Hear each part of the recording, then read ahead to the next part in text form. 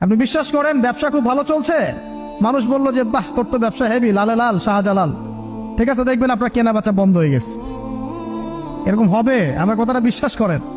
এটা কিন্তু সায়েন্স প্রমাণ করতে পারবে না, আল্লাহ এবং তার রাসূল বলেছেন, তার উপরে কোনো সত্য নেই। আছে সূরা কাহফ 29 নম্বর আয়াত পড়ে দেখেন, আল্লাহ পাক বলছেন ওয়াকুলিল হাক্কু মির রাব্বিকুম, সত্য সেটাই যা তোমার রবের পক্ষ থেকে আসে। ফামান শাআ ফালইউমিন, যার ইচ্ছা হয় বিশ্বাস করুক, ওয়ামান শাআ ফালইয়াকফুর, যার ইচ্ছা হয় সে অস্বীকার করুক।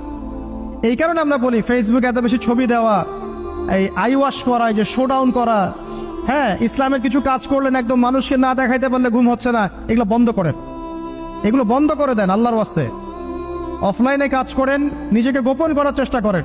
যত বেশি মানুষের কাছে নিজেকে এক্সপোজ করবেন, কাজের বরকত কমে যাবে, কাজের বরকত কমে যাবে, চোখ লাগবে, নজর লাগবে।